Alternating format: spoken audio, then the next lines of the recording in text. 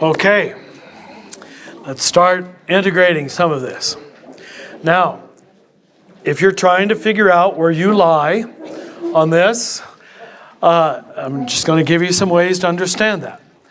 I'm sure some of you see, well, I'm a little bit of this, a little bit of that. And that's good to see that we all participate in all 9 of these sins, these compulsions, these blindnesses. But what you're going to start doing, if you're honest and have some self-knowledge, which you all do, recognize that there's probably a concentration of 2 numbers right next to one another. You say, oh, I see a lot of 1 in me, a lot of 2 in me, that kind of thing. You're honing in to the area. And what we've got to find is the middle point and the 2 wings. You've heard us refer to that. And I don't know why it's so clever. I don't know why this works. Don't ask me for the science of it or the logic of it. I just know it's true. That for some reason, the numbers on each side you participate in. The center number is your primary compulsive blindness. Your primary way you perceive and get your energy. And therefore, you think it's your only self. But if you remain trapped there, I can say without any doubt, you will move toward the compulsive end of the spectrum. To fly, and that's why the word wings are good, you need to develop, and in every case, they will balance you out. Take my word for it. They will balance you out. You need to develop the numbers on each side.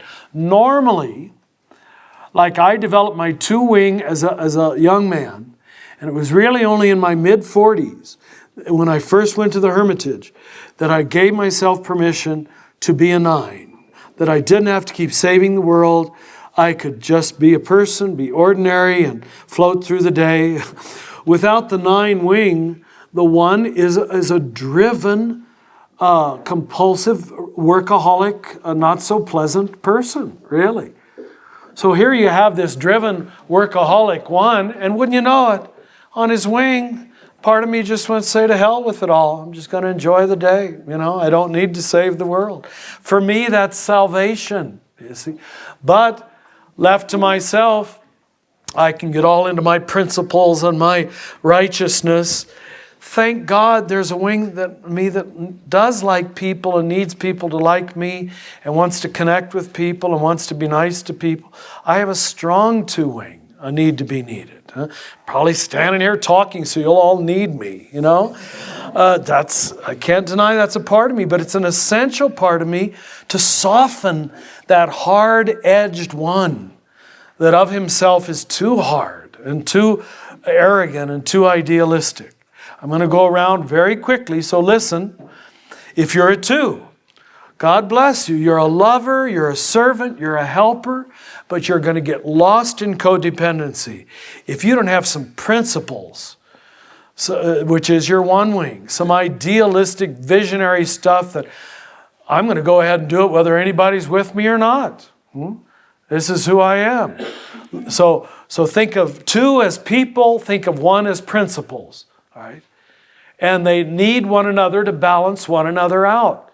So the people, the 2s need some principles that can satisfy them so they don't try to get all their energy from people.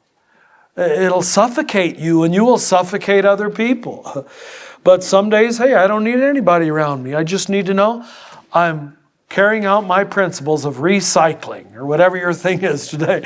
And my recycling makes me happy today. I don't care whether anybody is joining me at all, or anybody's affirming me. That's good for you. Then, look at what you got. This is why loving 2s can be very effective people.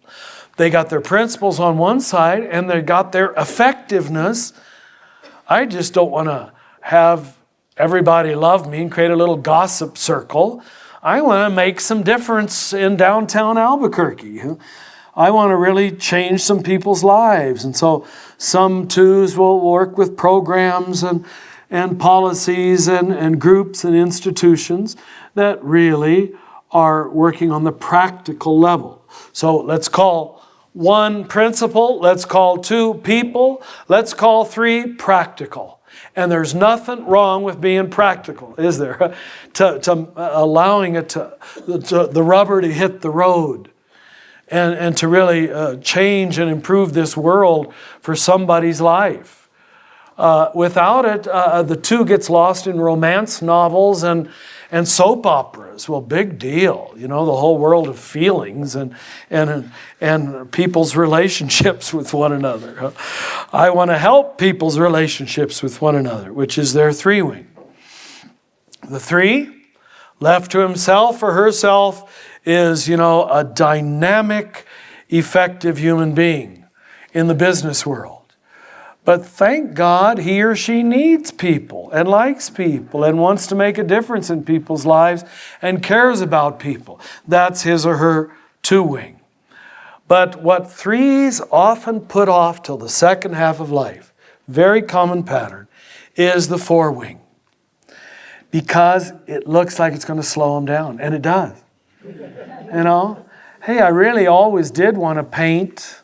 I always did want to do some photography or something creative or artistic, but very few threes will lend themselves to that subtlety and that calmness of doing something that isn't going to be any big shakes in the world, but you know what? It satisfies my soul just to carve this wood. Or whatever it might be. You've got to almost give the three permission to develop their four-wing and not to feel guilty about it. Or not to have to make some big industry out of their carved wood. I'm just carving these wood things to sit in my bedroom. No one has to see them. No one has to buy them. They're just beautiful for their own sake. That's when you really see a three balancing out. When he can do art and beauty and music and dance and creativity for its own sake. The four left to himself can get lost in his art and his specialness or her specialness. And so, as Merton did, here he is living as a Trappist monk in a hermitage. But it wasn't accidental that all of his books started getting published in 1948. He had some effectiveness about him. He developed his three-wing and knew he had a gift and didn't apologize that this gift could help the world. On the five side, that was his hermitage itself. He did need a high degree of solitude and quiet and apartness, which was his five-wing. And that probably grounded his four into some kind of depth. You'll often see that with artists. That they'll need a studio. They'll need a space where they're not bothered, where they can be quiet, where they can think and study and pray and be alone. I don't think you can take that from a four or even from a four-wing. That part of the self of inner creativity, inner fantasy, inner writing and composing that needs to be honored. Which is the five-wing of the four, that need for solitude and study. If they don't have that, frankly, they become superficial artists. If they don't develop the solitude where they can really process some of their suffering, some of their sadness, read some other authors or philosophers or spirituality teachers and learn what to do with that thing that left to itself is narcissism. You see? So can you see how both of their wings lead them out of their narcissism? The five-wing leads them to depth, and the three-wing leads them to do something with it for others and not just sit in my own private specialness. The five, left to himself, herself, is a curmudgeon, is just into his own world of ideas and theories and theologies or whatever. But the four gives him emotional subtlety, gives him right wing to balance out his left brain to balance out right brain, And that's, again, the tremendous integration that you have between the four and the five, that you put together basically the two hemispheres of the brain. The five is the master at the left brain, the four, the master at the right brain. And he needs it. The 5 also has his 6th wing. Why does he need that? Because the 5 can get lost in theory. They can become airheads and move toward their 7. Just with disconnected theory. Disconnected theory. You want to say to some 5, so what? You ever go to a metaphysical bookstore, and you just open book after book and say, oh my God, does this person have any reality contact? Any connection with what's happening in politics or economics or the culture? It's just these fabricated worldviews of people who've had no reality contact. Well, look at the 6th wing. These are people who are tied to orthodoxy, to tradition, to the past, to conservatism. Ground yourself in some good history, some good past, so you don't just fabricate theories that are disconnected to any philosophy, any theology, any psychology except your own. And the uncritical 5 will do just that, which is why they go toward the 7 and become mutual airheads, reaffirming one another's theories. America is filled with this kind of thought today. People who've never disciplined themselves to get, let's say, a good liberal arts education and know that my thought is partially connected to somebody else who had a good brain. And it's not just my thought, but I'm tied into tradition in the good sense. That's the 6. They make an art form of tradition, conservatism, the past, history, if you will. And there's nothing wrong with that. I would not have the self-assurance to talk the way I talk if I hadn't been trained in very traditional philosophy and theology. So I know I'm not outside the pale. I know I'm not just talking my own thing. If I couldn't have validated this in the scripture and tradition, I wouldn't feel the freedom to talk about it. If I thought it was just Richard's thing or Gurdjieff's thing or Naraho's thing or these early teachers of the Enneagram.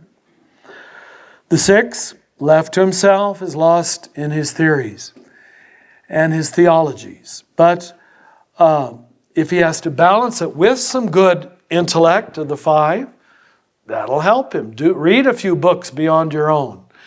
And wouldn't you know it, the 6 who's buried in cement by his loyalty to tradition in the past, he has a little happy butterfly, Peter Pan wing, and God knows they need it.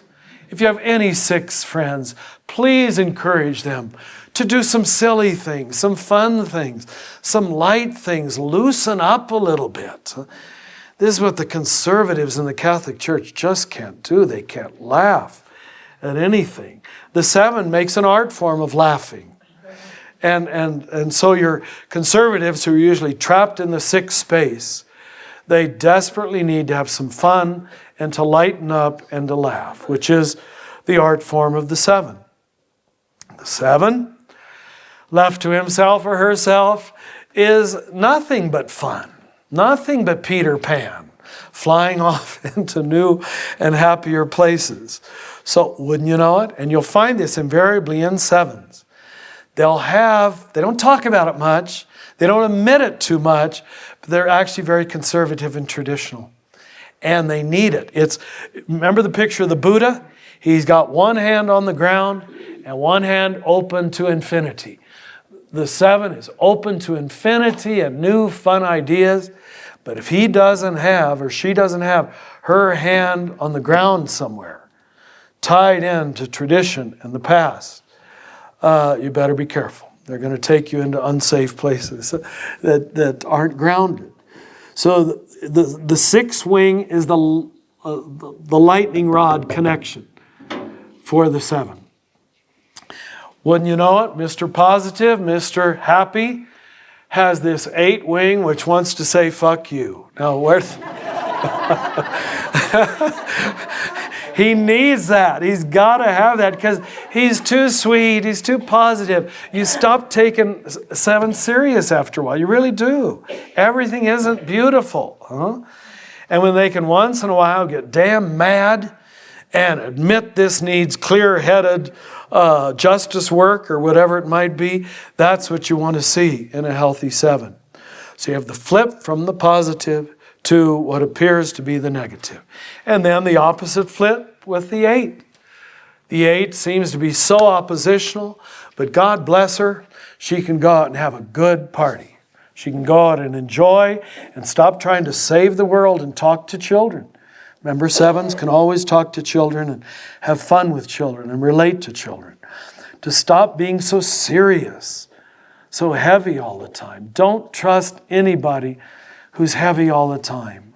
It's the one thing I don't like about myself. I'm so heavy all the time.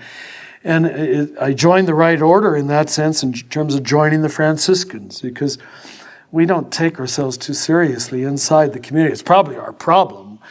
You know, it seems like we're always finding a reason for a party or a drink. And we're glad to see that the cookie jars are always Franciscans, you know, and the drinking monk is always a Franciscan, because in many ways that is the Franciscan space, is the 7 space, that once in a while flips into the 8.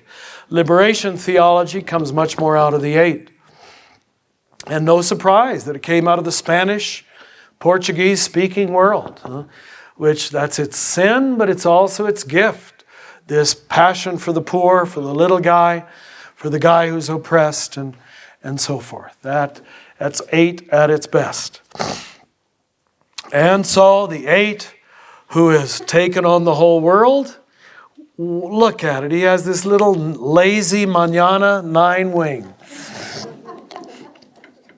who after he's been saving all the world can stop saving the world and can just smell the roses and enjoy the day and stop being so significant and so special. Now, I admit that was very quick, very oversimplified, but I hope it gives you all just a taste at least. What? Oh, I forgot the 9. Exactly what I say about the 9. They're forgettable. Oh, mea culpa, mea maxima culpa. The 9, Adam in the garden. Here we have the most laid-back, easygoing of all the 9 types, but look at his or her 2 wings. They're intense wings, 1 and 8 on each side of the 9. So if you get to know a 9, they invariably have some deep values. Deep. But they just don't talk about them like the rest of us do. They feel them inside by all of these body attacks of life itself that they take into their whole body. They hold them in their body. And so what you'll see invariably is the 1 wing and the 8 wing showing itself now and then. Not every day. Not every day. And it doesn't need to show itself every day. But now and then you'll see that, my God, she's got some deep beliefs in this regard. She's got some deep values that she holds very deeply, and she almost doesn't know how to bring them to focus herself, which is exactly why she normally needs to belong to a family or a group or an institution, because he, the 9, is humble enough to admit, I can't do it by myself. I can't make a total difference in the world. It's the mystery of church. Why you belong to these faith-sharing groups that you're in right here. That's a kind of 9 humility. I can't do it myself, but I'm willing to do my little part, and do my little part with a vengeance, which is their 8 wing, and to do their little part with a righteousness, which is their 1 wing. So laid-back 9s can paradoxically be very effective people. You know why? Because they don't threaten you. 1s threaten you. 8s threaten you. 9s don't. They're just so nice. They're so sweet. And so, Archbishop Hunthausen, he told me years ago in Seattle, is a 9. And the reason he was just beloved of the whole Diocese of Seattle, and even was able to threaten the whole Roman system, he just said, no, I can't pay taxes. I don't believe I'm going to support this government. And it was just that simple for him. He didn't need to make a big sermon out of it or anything. People ask him, you don't pay taxes? No.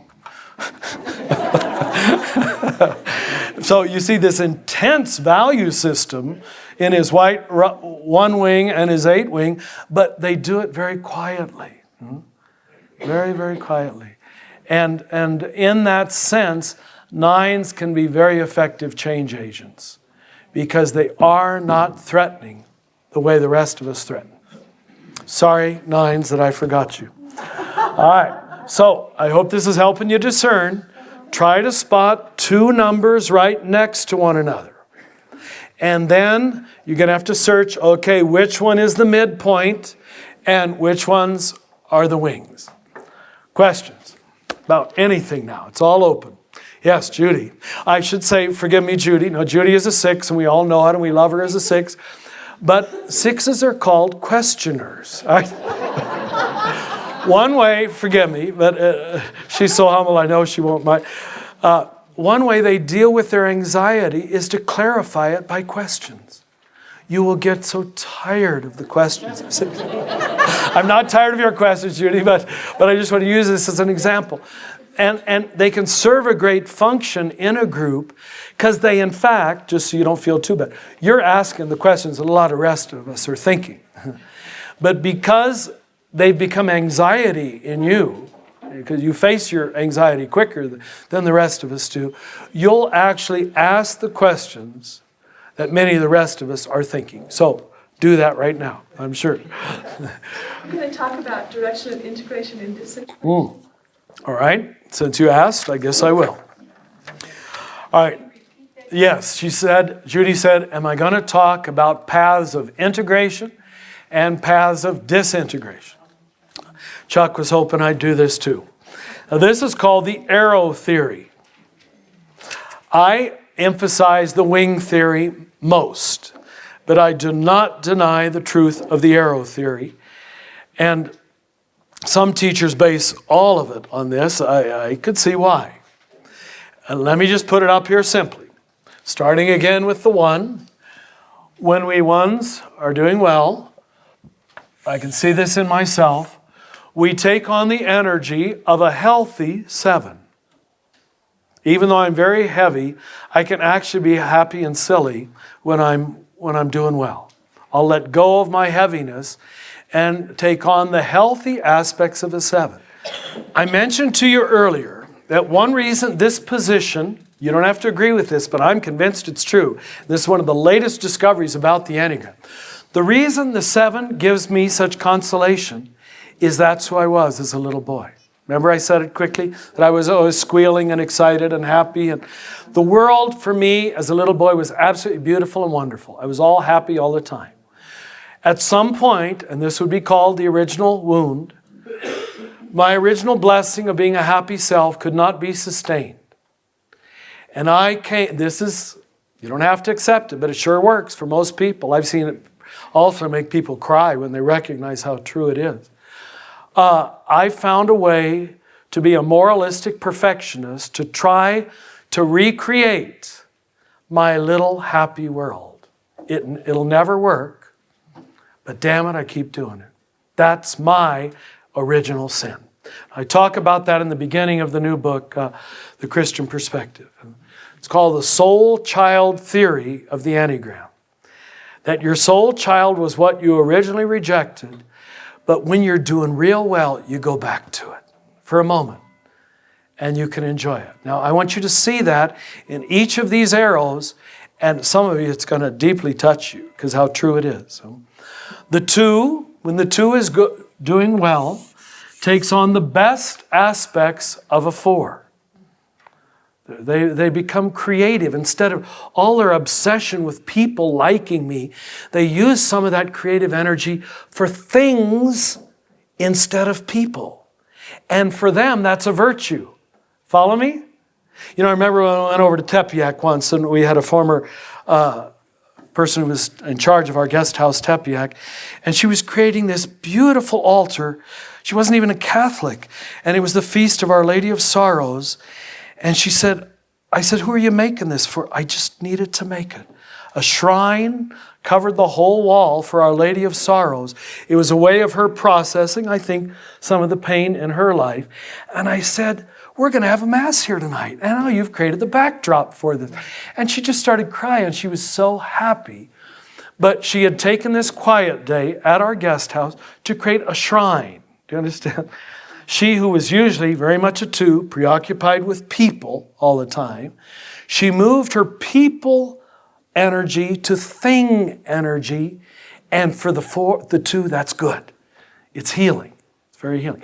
Now, for those of you who are 2s, I won't have time to open it up, I'm afraid, for conversation. But I want you to try to remember, if there wasn't a part of you as a little boy or a little girl who loved to be creative, artistic, religious, mythological, symbolic, I don't know what form it took, but it's almost always there.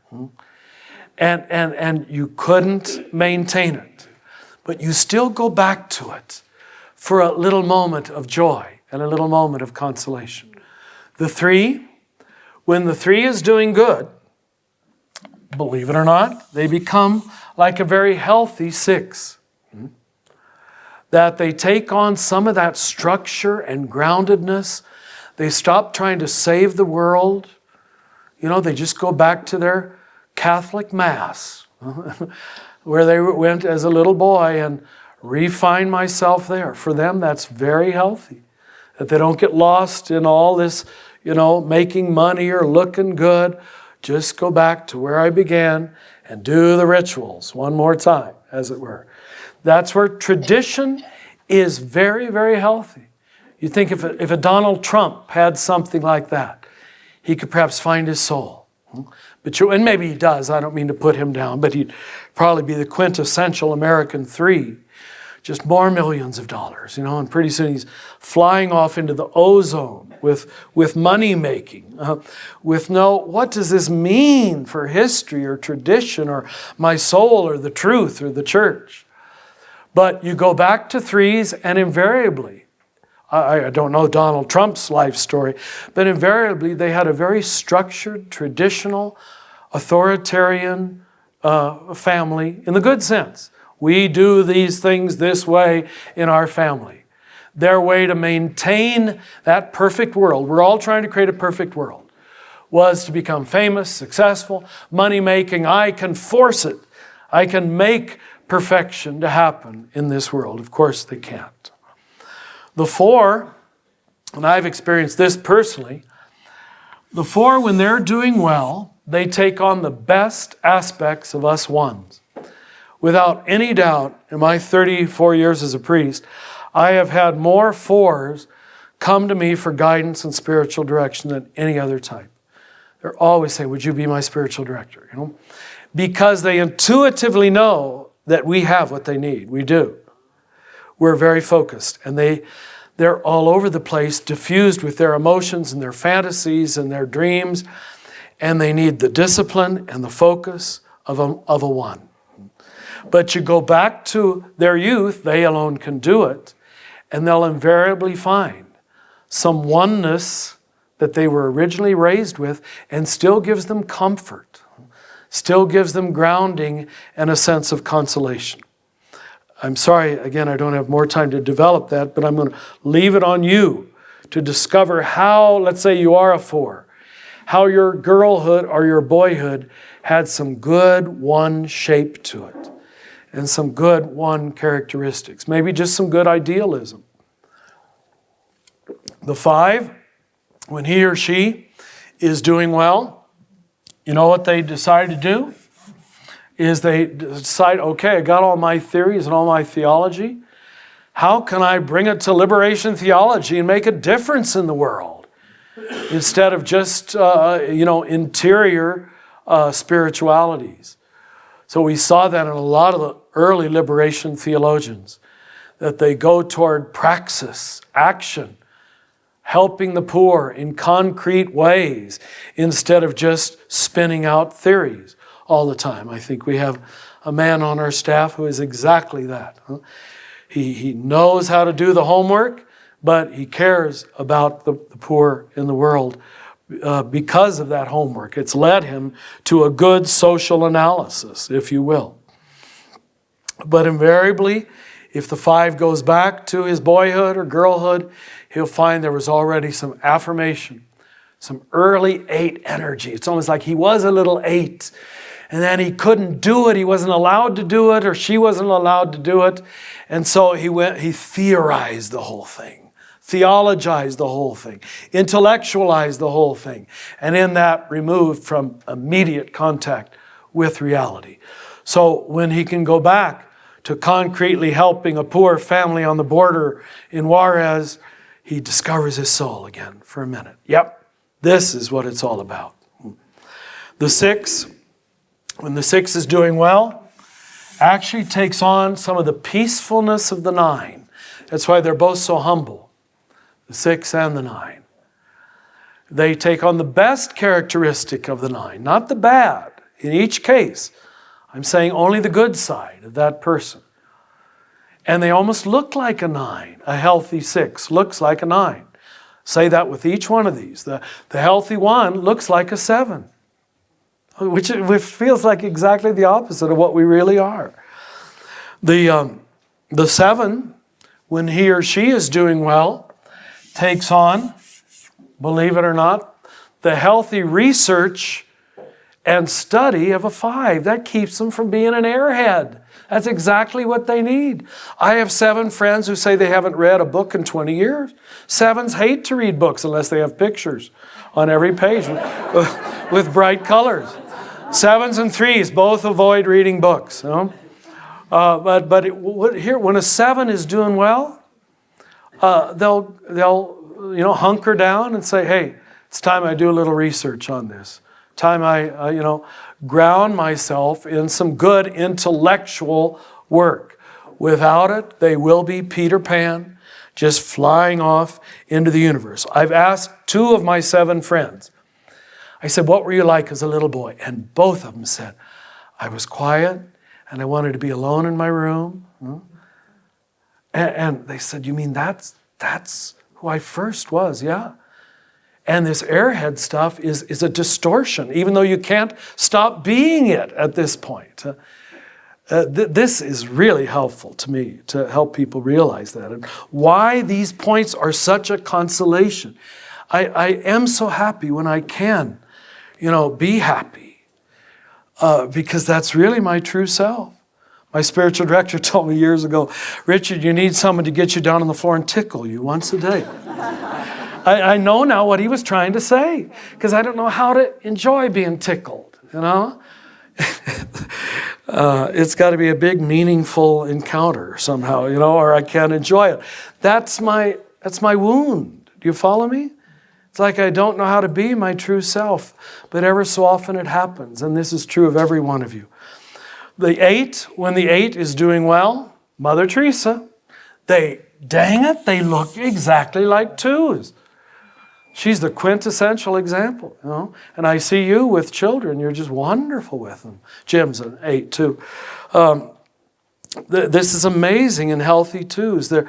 They become very nurturing, very sweet, very caring, and they can especially do it with children, because the children brings out the little boy in a man, brings out the little girl in a woman. We really do need, and you parents all know this, we really do need children in society for all of us to grow up. And that's probably why Jesus kept bringing the child as the audio-visual aid. They clarify for all of us. And if I had time, we could even go into that. They take away our game, because our game doesn't work with kids. When I can't, my big teaching, doesn't mean anything to Gracie. She just looking at me, why is Richard always talking? She must wonder, That's the little baby. All of us have to let go of your compulsive game with a child. Probably the only one that's fed is the 2. The 2 is fed because they need our help so much, which is why the 2 has to really watch it. And finally, the 9, when the 9 is doing well, and I've seen this in healthy 9s, believe it or not, they take on the effectiveness of a 3. Remember I said the gift of the 3 is decisive action? I've known 3s that just by the end of the day, they've checked off a list of 15 things. And they do each one with simplicity and focus. They stay focused now, then they focus to this, and they focus to this. That very loss of focus, which is their general problem, when they can find a way to prioritize, and for this hour, I'm going to do this, they ironically end up more effective than some of the rest of us. Isn't that interesting? It's always a surprise to me. That's why in the classic sense, you can't call nines lazy. In some sense, you can call nines lazy, but in the way we usually use the term not, they actually are very effective. You just got to help them focus. So that is the integration line. I know this is getting heavy. I don't know how much more energy you got, but if you reverse each of those lines, right, you will have the disintegration. Just reverse every arrow that I drew up there. In other words, like when I'm not doing well, it's probably why I sometimes get very impatient with 4s. I actually become like a maudlin, depressed, moody 4. You see? That's the reverse of the arrow that comes toward me. Right? The 4, can you see the difficulty in this? Let's say a 1 and a 4 marry one another. Right? In a certain sense, the 1 is very good for the 4. But in a certain sense, the 4 is the worst possible thing for a 1. I don't know how to resolve that. But just know that it doesn't mean that person as such. It means that energy. Follow me? I know 1-4 marriages that are just doing beautifully because they're both perfectionists, just in different ways. So you can love anybody. Don't let any of this be deterministic about your marriage or your friendships or your relationships. It just points out the problems that you might be facing inside of that. So I gave you the integration. I'm going to let you fill in the disintegration. That when you're falling apart, when you're not doing well, you will take on the worst aspects of another number. And you can do it by reversing the arrow in that diagram. Yes? For number 9, we didn't mention the childhood. Did I forget the 9? Yes. Again? What? Childhood. You talked about the child like you were as a child. Yes. So let's see. They would be... Yes. Now, I guess I'd almost have to ask, is there any 9 in the room who would want to expose themselves? Yes. How were you a 3 as a little girl? Is what I guess. I'm a big sister, I should know this. In other words, did you like to run around the house and do all kinds of things? Yeah, I like to play. Yeah. That would be what they'd say, that somehow you were of all things, a doer, of making things happen in your own little play girl world. Huh? Sure, I play. Run the carnival and charge kids money. Yeah, things like that, see? That's perfect. And for some reason, that was not a workable project or a sustainable project, and you decide, I'm going to take the easy road, which becomes your 9ness, which is now your greatest gift and your worst fault. But on your better days, you will go back to your little girl and be a 3 again, which is the decisive action gift. It's very subtle, but I haven't asked a person yet who can't make this theory work in their own life. Can you? Thank you.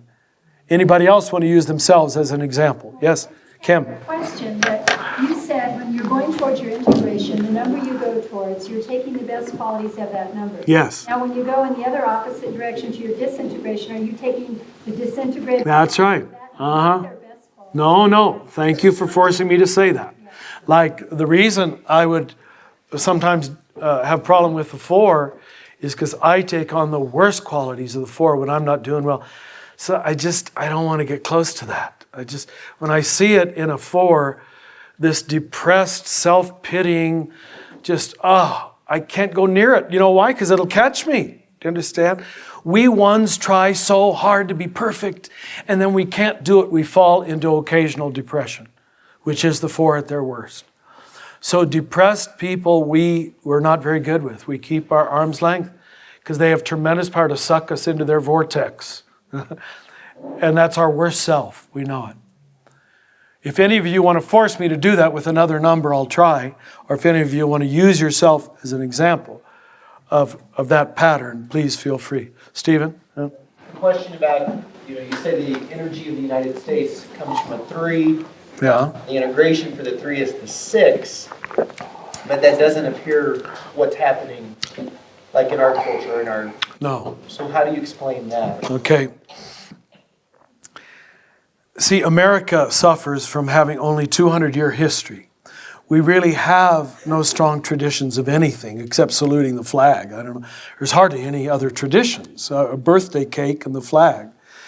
And that's humiliating for us to admit that we're not a traditional culture.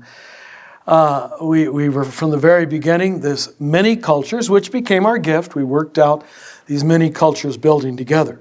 So when we go back to tradition, what we tend to do is go back, and you see this from the very beginning, to what we now call fundamentalism. Trumped up traditions, manufactured certitudes, right? Superficial loyalties. This, I don't go to hardly any country in the world, for example, where the flag is in the sanctuary. The only country that has the flag in the sanctuary is the United States of America.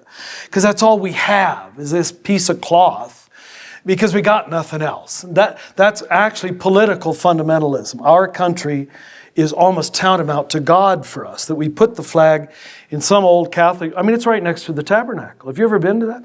Pure, unadulterated idolatry, all right? Would not be tolerated in most countries of the world. And I just had a priest friend write me this week in Long Island that his parishioners got upset with him because he said the flag had no place in the sanctuary.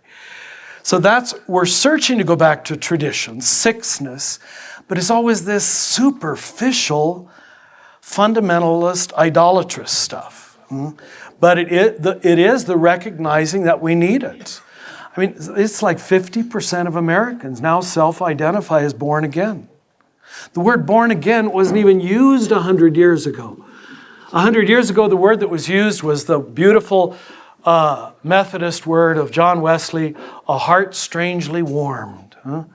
My heart was strangely warmed. Now that spirituality I can trust. Wow. But I am, as an ego possession, a born again person.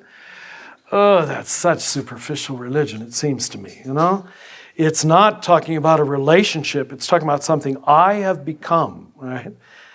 And that's this 3 flying off in the ozone, searching for tradition, but America has no traditions. So we substitute superficial things for it. Yes? The Catholic Church as an institution, can I give it a number? 6. Oh, yeah. The Sufis were very clear about that the Catholic Church, by and large, relies upon authority, structure, and certitude. That's all 6 stuff.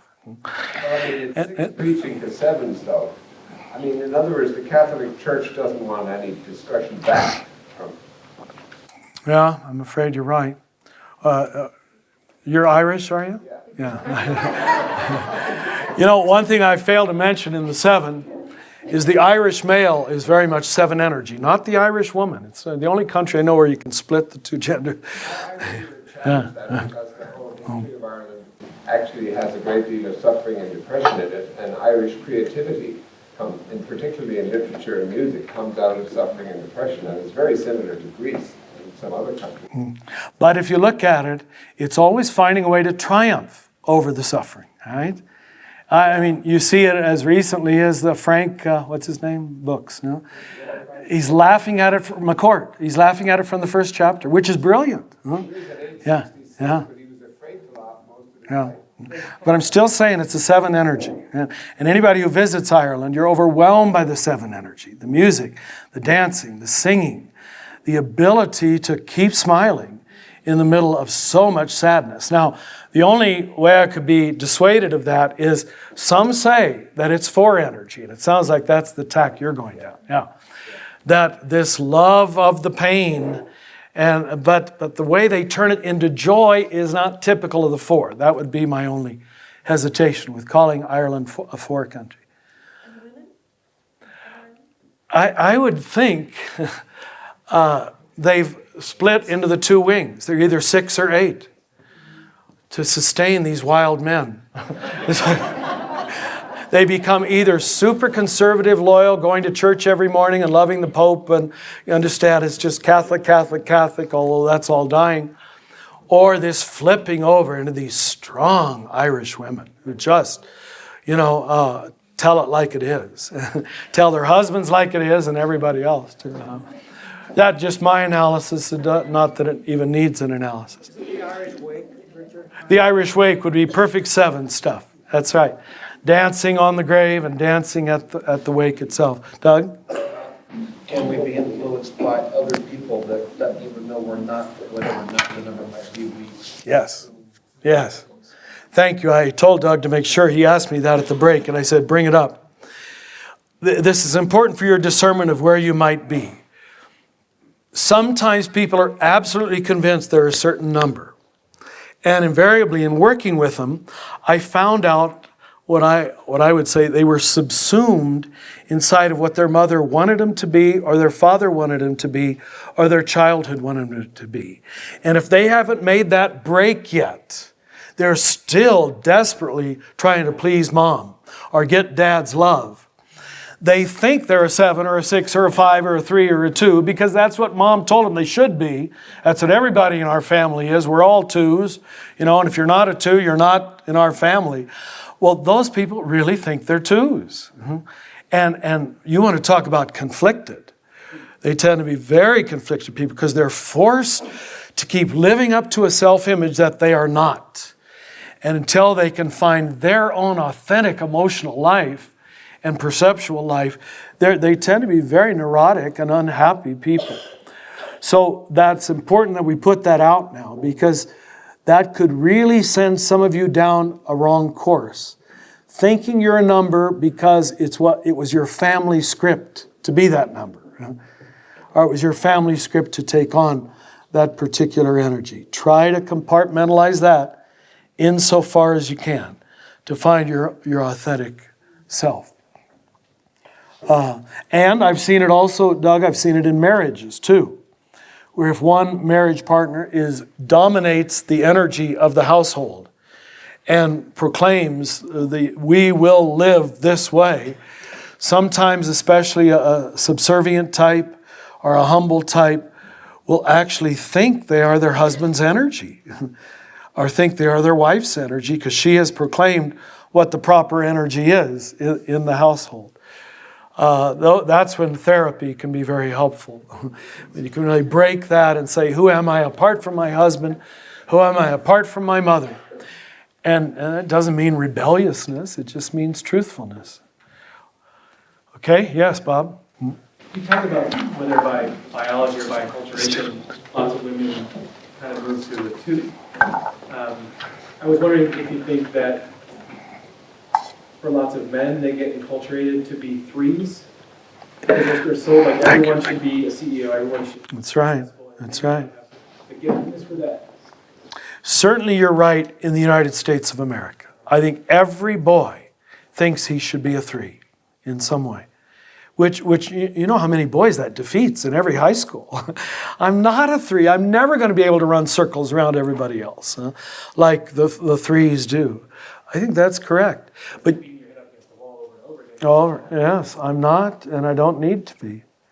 And we could take this to every other country, too. What its compulsive seeing is every Swiss boy told, in fact, he should be a moralistic little soldier? He probably is, till very recently. Yes, Dick? If you are taught to be this 3, as you age and your environment changes, can you be something else? I think so. In other words, the assumption is I'm the wrong number. If I'm thinking I'm something that I'm really not, then of course you can change. Now, I'm going to be traditional and fatalistic. I'm going to say your real number, however, you cannot change. You can only redeem it, liberate it, and use it for good. You tame your demons and turn them into angels. I started with that, and it's important that I move toward the end with that too. You are, I don't know why, I think it's the shape of original sin. You are one basic number forever. Some of you are going to try to avoid that, and you're going to go out here saying, oh, I'm a little bit of 3 and a little bit of 4, a little bit of 7. No, you aren't. Please trust me on this. It will profit you nothing. It will be no more than a parlor game. It will not convert you or change your life until you have the humility to accept you are one big blindness. And that one is the one that has to be faced. And you'll avoid that facing by saying, I'm a perfect 10, as someone always says, or that I'm a little bit of a whole bunch of them. You are one of them. But I'm finally going to entrust you to come to that insight. If we had 3 days, 5 days, we could probably do panels and you'd sit in different groups. And I say, if you think you're one, go to this table and you sit around those ones and you say, oh God, these aren't my kind of people. I'm leaving. I'm leaving this table. But we don't have time for that. So the discernment is going to be back on you.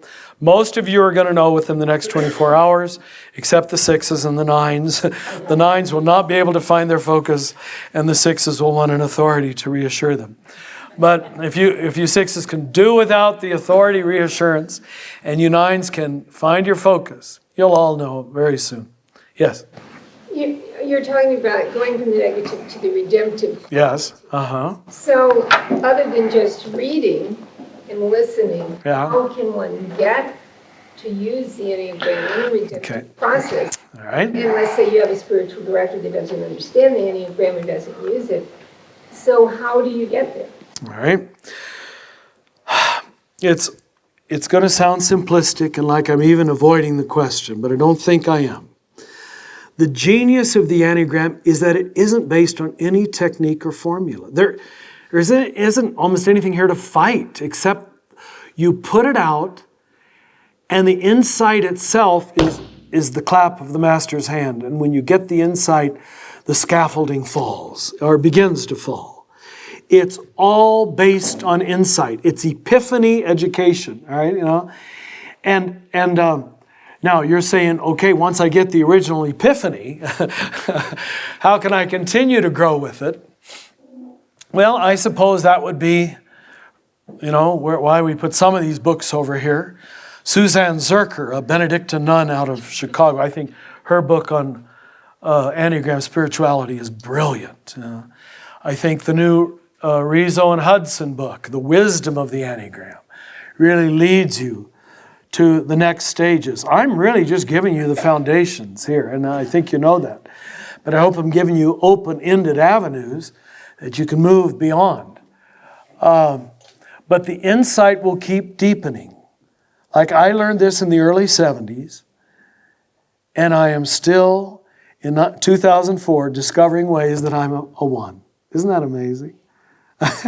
And the humiliation will still confront me. I'll go back to my house and say, you did it again, Dickie. That's what I call myself. Because my parents called me that. You did it again. And you'd think, I'm supposed to be a teacher of it. I'm supposed to know this. I'm supposed to be good at it. That's how deep the compulsion is. And that becomes finally your humility. That I'll never totally be without it. I'll carry my sin to the grave, as it were.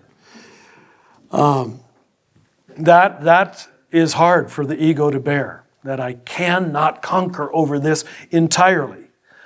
All you can do is enough so that you don't keep destroying yourself or hurting other people too much. Right?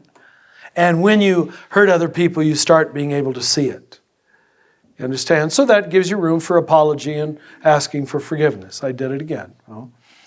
That I think that's the thorn in the flesh that Paul talks about to keep us from getting too proud, that we keep seeing, I, by any technique or formula, cannot make myself perfect. Ooh, that's humiliating. You can't. And that same compassion which you have toward yourself, I hope you will, after this, be able to extend to other people. You could say this is a school of compassion. Because, just as you're trapped as I am in my damn oneness, right? You're trapped in your own little ways too. So if you got to put up with me, I guess I can put up with you. I mean, it's almost that simple. And you stop taking everything personally. She's just doing that. I know she's just doing that to get me.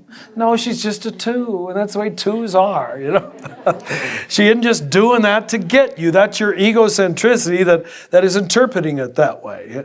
And the more I have to be patient with my 1, the more I learn to be patient with your 3 and 6 and 4.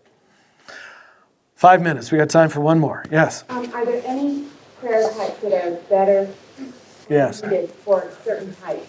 Yeah. Well, that's a whole retreat. That's a whole retreat.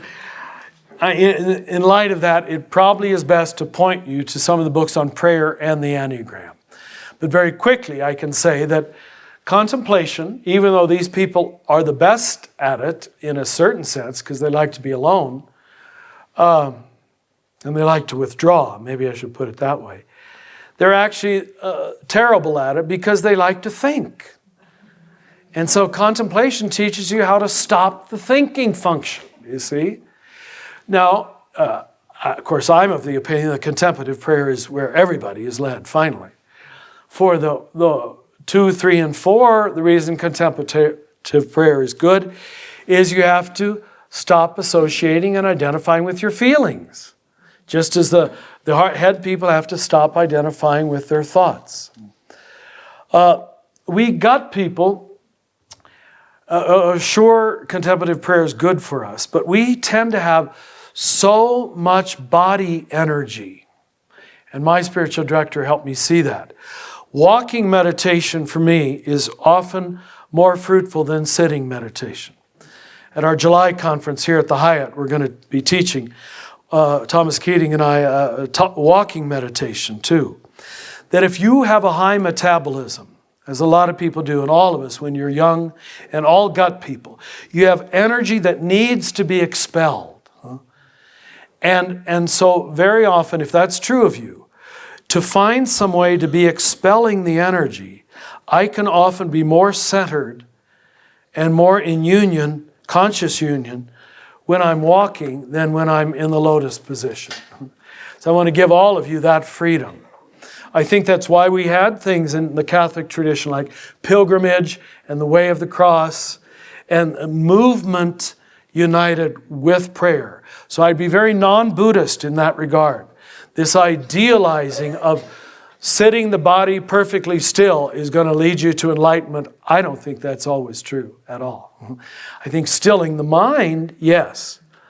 But you've got to find a way to expel this body energy that all of us are holding in various ways. And for me to take a quiet, goalless walk and to consciously put one foot in front of the other with love and freedom. I mean, after a while, I just want to float. It becomes so sweet and so wonderful. But I think that's true of us body people, and in various ways, it might be true of a lot of the rest of you. To trust various forms of movement. The 4s can find it in dancing sometimes. Maybe a lot of you can find it. That your dancing can be an act of conscious communion with God. That's wonderful. Huh? It shouldn't have to just be sitting still. Okay, I think we got a break. Now, is there any plan from here, or is this it? Yeah, this is enough. All right. Well, I'm losing my voice, so I'm glad it's enough. And I hand you over to the Lord, and let's end it then with a prayer. Loving God, all of this is so that we can be with you, which is to be with ourselves, which is all we have. We thank you for this day and the humility of these sisters and brothers who've listened to me so long. You be their teacher from here. You be their guide. You tell them what to remember and what to forget. You let them know. You give them that epiphany that they need to break through and to break beyond. We put our lives in your hands. We thank you for this gift of the face of God, the 9 faces of God. And we thank you that one of them is our face. And we pray that we can trust that face will also see you and love you and see not just with our eyes, but with your eyes too. We trust that this is happening already, and we offer our prayer in Jesus' name. Amen. Thank you. Thank you. It's good.